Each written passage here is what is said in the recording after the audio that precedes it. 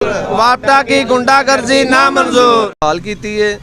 उल्टा पुलिस आई है, उल्टा साडे दे परचा उन्होंने दे दिता, उन्होंने देने के बावजूद बंदे असी फड़ाण डे अपने घरों भी आ वेखो आके साडे नाल ज्यादती हुई है। ठीक है, बंदे असां दिते ने, उल्टा FIR भी साडे 4 भरावां ते हो गई है। मंडी फैजाबाद वापडा अहलकारों ने चादर और चार दीवारी का तकद्दस पामाल कर दिया। साबका लीगी कौंसलर शराफत अली के घर घुसकर गुंडागर्दी की और बिजली चोरी का मुकदमा दर्ज करवा दिया।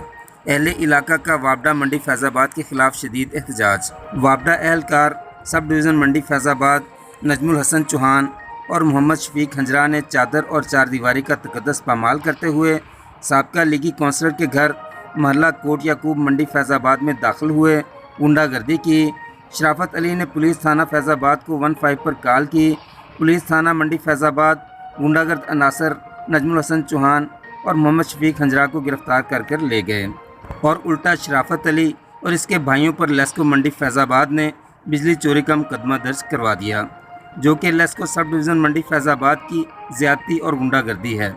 अहले इलाका ने लेस्को सब डिवीज़न मंडी फैजाबाद के जुल्म के ख़िलाफ़ शदीद एहतजाज किया, नारेबाजी की।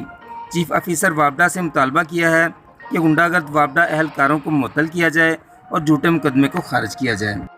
सर महला कोट याकूब का मैं रहायशी हाँ। ठीक है, कल वापटा ले आए ने, उन्हें बहुत ज्यादती की साडे नाल। घर दूसरा बीबियां भी है सी, दरवाज़ा खड़काउण तो बगैर अंदर वड़ गए ने, कोई पुछया दस्या नहीं ने।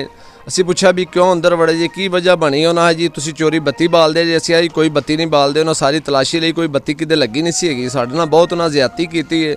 उल्टा भाई मेरा घर से उहदे बखी पै गए, उन्होंने मारिया कुटिया ने, ज्यादती ढेर साडे नाल होई है।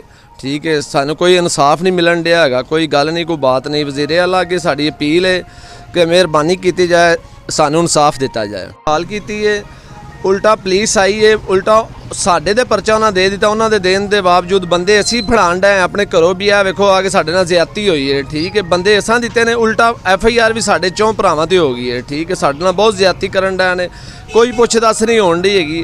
असी कित्थे जाइए, किस महकमे कोल जाइए जिथे सानू इंसाफ मिल जाए। बहुत ज्यादती साडे नाल करन डे ने वापटा दफ्तर वाले। ठीक है, मेहरबानी की जाए, साडी गुजारिश है हर महकमे अगे कि सानू इंसाफ दिता जाए, तो साडे नाल जिहड़ी ज्यादती होण दी इहदे नाल कोई उजाला किया जाए।